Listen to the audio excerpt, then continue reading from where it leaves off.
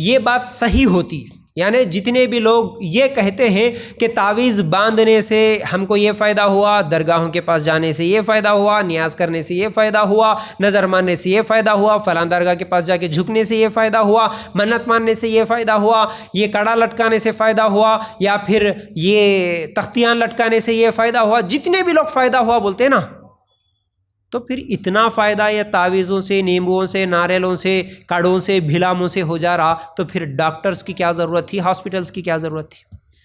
ہر چیز اگر انہی تمام چیزوں سے ہو رہا تو پھر ڈاکٹر اور دواخانے اور ہاسپٹلز کی کیا ضرورت تھی؟ آج تم لوگ جس پیر کے پاس، جس عامل بابا کے پاس، جس مول صاحب کے پاس جا کے ہزاروں روپے دیتے ہوئے تعویذ لٹکاتے نا، وہ عامل بابا کیا کبھی بیمار نہیں ہوتا؟ جب وہ بیمار ہوتا ہے تو کہاں جاتا ہے؟ وہ بھی تو ڈاکٹر کے پاس ہی جاتا ہے۔ جب آپ کسی دواخانے میں جاتے ہیں اور آپ کے عامل بابا بھی اسی دواخانے میں جاتے تو سوچنا، ہم لوگوں کو جب بیماری آئی تو کسی اور جگہ پر بھیجا تھا، لیکن تو یہاں کیوں آیا؟ تو کیوں آیا ڈاکٹر کے پاس؟ حالانکہ تیرے پاس اتنی تعویذات ہیں اتنی بیماریوں کے لیے، تو کیوں ہاسپٹل آیا؟ سوچنے کی بات ہے۔ تو یاد رکھو یہ سب جھوٹی باتیں ہیں اور یہ شیطانی وسوسے ہیں۔ اور اس کے علاوہ ایک اور حدیث بھی اللہ کے رسول صلی اللہ علیہ وسلم کے ایک صحابی کے تعلق سے، جیسا کہ عمر رضی اللہ تعالیٰ عنہ کے تعلق سے کتنی مرتبہ ہم لوگوں نے سنا، عمر رضی اللہ تعالیٰ عنہ حجر اسود کے پاس، کیا ہے حجر اسود؟ جنت سے اللہ تعالیٰ نے جس پتھر کو بھیجا، وہ بھی خانہ کعبہ اللہ کے گھر میں، اور لگائے سو کون؟ ابراہیم علیہ السلام، اسماعیل علیہ السلام جیسے انبیاء، دو نبی باپ بیٹے مل کے جنت سے آئے ہوئے پتھر کو اللہ کے گھر میں لگا رہے، اللہ کا گھر بناتے ہوئے۔ وہ جنت سے آیا ہوا پتھر عمر رضی اللہ تعالیٰ عنہ اس کے پاس جاتے ہیں اور اسے بوسہ لیتے ہیں، اس کو چومتے ہیں، اس کے بعد کہتے ہیں، اے حجر اسود، تو بھلے جنت سے آیا ہوا پتھر ہے، لیکن تیرے اندر نہ کسی کو فائدہ کرنے کی طاقت ہے، نہ کسی چیز کا نقصان کرنے کی طاقت ہے۔ میں تجھے اس لیے چوم رہا ہوں کیونکہ میں نے میرے نبی کو دیکھا تجھے چومتے ہوئے، اس لیے نبی کا یہ طریقہ ہے بول کے میں تجھے چوم رہا ہوں، لیکن تیرے اندر کسی کو فائدہ دینے کی طاقت بھی نہیں ہے، کسی کو نقصان کرنے کی طاقت بھی نہیں ہے۔ یہ عمر رضی اللہ تعالیٰ عنہ کا ایمان تھا۔ کیسا ایمان؟ جنت سے آیا ہوا پتھر بھی کسی کو فائدہ اور نقصان نہیں دے سکتا۔ تو آج عامل باباؤں کے ہاتھوں سے نکلے ہوئے تعویذات، ان کے ہاتھوں سے لکھے ہوئے تختیاں، ان کے ہاتھوں سے لکھے ہوئے پلیتے گنڈے، اور ان کے ہاتھوں سے بیچے ہوئے وہ انگوٹیاں، وہ پتھر، وہ نقش و نگار، وہ نیمبواں، ناریلاں آج تم لوگوں کو فائدہ دے رہی ہے، آج تم لوگوں کو نقصان کر رہی ہے، اور تم لوگوں کے گھروں میں برکتیں لا رہی ہے، تم لوگوں کے گھروں سے جادو اور جناتوں کو بھگا رہی ہے۔ یہ کیسا عقیدہ ہے؟ ایک طرف صحابی کا ایمان اور دوسری طرف ہمارا ایمان، تو ہمارا ایمان کیسا ہے؟ ذرا سوچو، ذرا غور کرو۔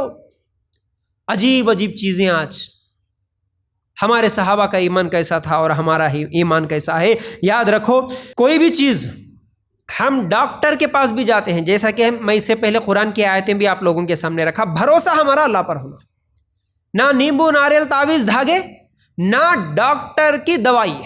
کچھ لوگوں کا یہ سوال ہوتا ہے، بھائی جب اللہ پر ہی بھروسہ کرنا تو پھر تم صرف نماز پڑھتے ہوئے اللہ اللہ کرتے ہوئے رہو نا، تم کیوں جاتے جی پھر ڈاکٹروں کے پاس؟ اس طرح بھی سوال کرتے۔ جہاں تم بول رہے قرآن کی آیتیں دلیل کے طور پر پیش کر کے کہ اللہ پر بھروسہ کرنا، نیمبو، ناریل، درگاہ، تعویذ گنڈوں پر بھروسہ نہیں کرنا، تو پھر تم بھی اللہ پر بھروسہ کرو، تم بھی دواخانے پہ مت جاؤ، تم بھی ڈاکٹر کے پاس مت جاؤ، تم بھی دوائیاں استعمال مت کرو۔ اس کی دلیل کیا ہے؟ اس کا جواب کیا ہے؟ اس کا جواب یہ ہے کہ جو چیز قرآن و سنت سے ہم کو ملتی ہے وہ چیز ضرور لے لیں گے، کیونکہ ڈاکٹر کے پاس جانا، علاج کرانا، دوائی کا استعمال کرنا، اس کی دلیل ہم کو قرآن و سنت سے ملتی ہے۔ اللہ کے رسول صلی اللہ علیہ وسلم کے زمانے میں کئی ایسے ڈاکٹرز تھے جو علاج کرتے تھے، بیماریوں کی دوائیاں دیتے تھے۔ صحابیات میں بھی کئی صحابیات ایسی تھیں۔ ہم لوگوں کو دوا پینے، دوا استعمال کرنے کی اجازت ہے، ڈاکٹرز کے پاس جانے کی اجازت ہے، لیکن درگاہوں کے پاس جانے، عامل باباؤں کے پاس جانے، نیمبو، ناریل، تعویذیں لٹکانے کی اجازت نہیں ہے۔ اس لیے ہم ڈاکٹروں کے پاس جاتے ہیں۔ لیکن ہاں، ڈاکٹروں کے پاس جاتے ہوئے، دوائی استعمال کرتے ہوئے بھی ہمارا یقین کیا ہونا؟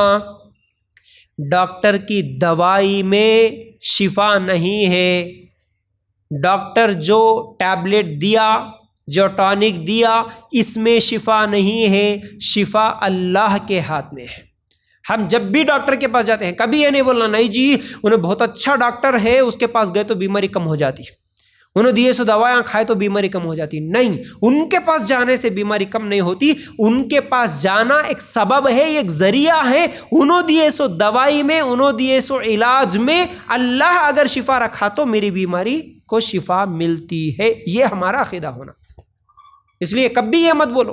کبھی آج بہت ساری عورتیں باتوں باتوں میں بول دیتے ارے وہ دواخانے میں کیوں گئے جی، یہ دواخانے میں جانا تھا، یہاں گئے تو بیماری کم ہو جاتی، یہاں گئے تو ہمارے خاندان میں ان کو کم ہوئی، ان کو کم ہوئی، ان کے پاس گئے تو ان کے ہاتھوں میں ایسی تاثیر ہے، ان کی دوا میں ایسی تاثیر ہے ہر بیماری کم ہو جاتی. جی نہیں، ان کی دوائی میں نہیں ہے وہ تاثیر، ان کے ہاتھوں میں نہیں ہے. اللہ تعالیٰ اگر اس دوائی میں رکھا وہ تاثیر، وہ علاج تو ہوگا ورنہ نہیں ہوگا. اسی لیے ہم دیکھتے ہیں کئی دواخانے ہیں، ایک ایک بیماری کے لیے کئی دواخانے ہیں. تو ایک مرتبہ ایک مریض ایک ہاسپٹل میں جاتا وہاں کم نہیں ہوتا، پھر وہ وہاں سے نکلتا کسی اور ہاسپٹل میں جاتا، وہاں الگ دوائیاں کھاتا، پھر وہاں سے نکلتا کسی اور جگہ جاتا. اگر ایک دوا میں شفا ہے تو وہ دوا تو ہر ڈاکٹر دے رہا، تو ہر ایک کے پاس وہی دوا ہے تو کھا لینے سے کم ہو جانا تھا، لیکن نہیں ہوا. دوسرے ڈاکٹر کے پاس جانے کی نوبت آئی. کیوں؟ کیونکہ اللہ تعالیٰ وہ ڈاکٹر کے پاس جو دوا ہے اس میں علاج نہیں رکھا، دوسرے ڈاکٹر کے پاس کی دوائی میں علاج رکھا. اس لیے وہ کھانے سے ہم لوگوں کی بیماری ختم ہوتی ہے. اس لیے ہمارا ایمان ایسا ہونا، کون سی دوا میں بھی اللہ جب تک شفا نہیں رکھا مجھے شفا نہیں ملتی.